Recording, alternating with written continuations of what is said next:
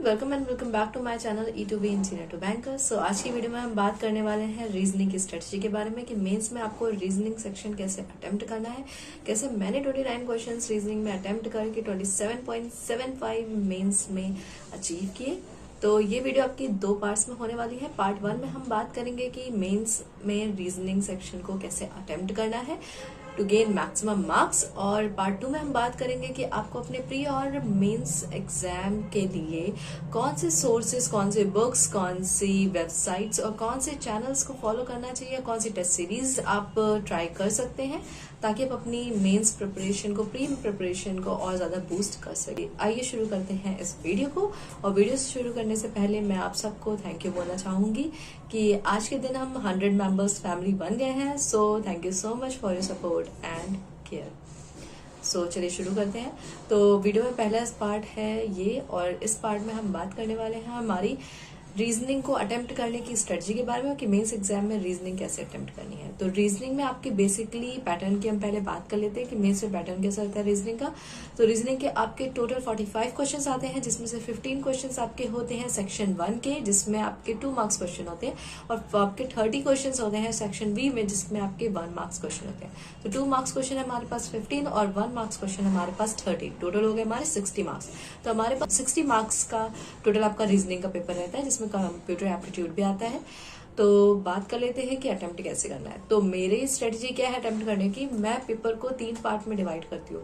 तो सबसे पहले हम 5 मिनट जो हमें मिलता है ना, देखो रीजनिंग अटेम्प्ट करने के लिए आपको टोटल 60 मिनट्स मिलते हैं। 60 मिनट्स में 60 मार्क्स।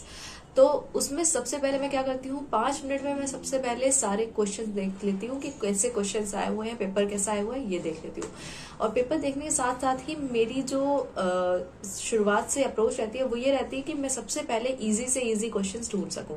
इजी क्वेश्चंस में कौन से क्वेश्चंस मैं कंसीडर करती हूँ सबसे पहले करने के लिए।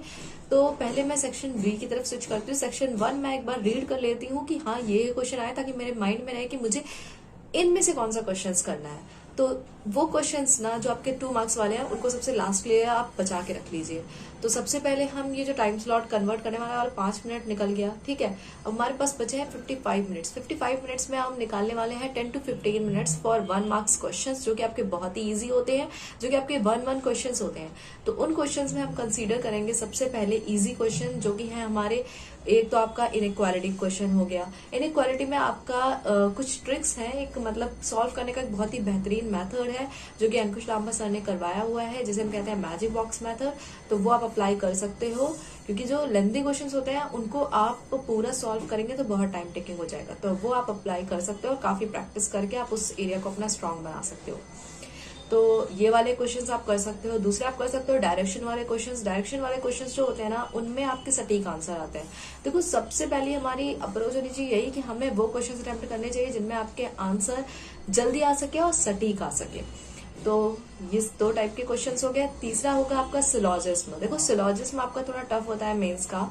कभी कभी ये भी होता है कि आपके स्टेटमेंट नहीं, कंक्लूजन दिया होता है, कंक्लूजन दिया होता है, कंक्लूजन में कौन सा स्टेटमेंट फिट बैठेगा आपको ये फाइंड आउट करना होता है। तो अगर आपका सिलॉजिज्म काफी स्ट्रांग एरिया है तो आप इसके लिए जा सकते हो। हमारी ये 10 to 15 मिनट्स या 20 मिनट्स तक के जो स्लॉट है उसमें। तो यहाँ से आपको अपने 10 to 15 क्वेश्चंस निकाल लेने हैं, 10 to 15 मार्क्स निकाल लेने हैं। और इसमें आप वो वाले क्वेश्चंस भी कर सकते हो जिसमें आपको स्टेटमेंट 1 और स्टेटमेंट 2 दे रखा होता है, और ये दे रखा होता है कि कौन से स्टेटमेंट से ये आंसर आ सकता है, मतलब इस क्वेश्चन का आंसर फाइंड आउट किया जा सकता है। तो ये क्वेश्चंस भी आप कंसीडर कर सकते हो। तो ये क्वेश्चंस हमारे पार्ट 1 में कंप्लीटली हम कर सकते हैं, क्योंकि पार्ट 1 में हम यही कोशिश करेंगे कि इजी से इजी क्वेश्चंस अटेम्प्ट करें और ज्यादा से ज्यादा मार्क्स अचीव कर सके। तो अब हम जाएंगे पार्ट 2 की तरफ। पार्ट 2 में आते हैं हमारे मॉडरेट क्वेश्चंस। तो मॉडरेट में क्या होता है कि मॉडरेट में हम पजल्स करेंगे, जो कि आपके 1 मार्क्स क्वेश्चंस में पजल जो होती है वो वाली पजल्स, क्योंकि इस बार का जो IBPS PO का पेपर हुआ था उसमें पजल्स काफी सही आती 1 मार्क्स वाली, जिसमें आपके 4 से 5 क्वेश्चंस थे, 3, 4, 5 इस टाइप के जो क्वेश्चंस थे वो पजल्स हम करेंगे, जिनमें आपका पैसेज जो होता है वो मीडियम लेंथ का होता है, ज्यादा लेंथी नहीं होता। और इनमें भी आप वो वाली पजल पहले करेंगे जिनमें सर्टेन नंबर्स हों, या फिर मंथ एंड डेट वाले हों, और या फिर आपके वो हों जिसमें आपके सर्कल के अराउंड बैठे हैं, या फिर लीनियर लाइन में बैठे हैं, 1 और 2 वेरिएबल्स वाले हों। तो ये क्वेश्चंस आप करेंगे जो आपको इजी लगते हो, जिसमें जो आपके स्ट्रॉन्ग एरियाज हो। ठीक है, इन सारे क्वेश्चंस करने के बाद हमारे पास बढ़ते हैं टफ क्वेश्चंस बचते हैं। तो ये जो सेकंड वाला पार्ट है ना, इनको हम देंगे 20 मिनट।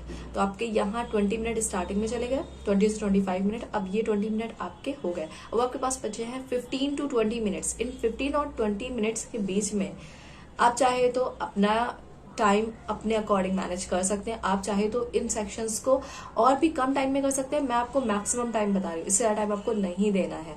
ठीक है, तो यहाँ तक अगर हमने 10 क्वेश्चंस आपके पहले वाले सेक्शन से उठा लिए, और यहाँ पे बीच वाले सेक्शन से अगर हमने 10 क्वेश्चन उठा लिए, तो आपके 20 से 25 क्वेश्चन यहाँ पे हो चुके हैं।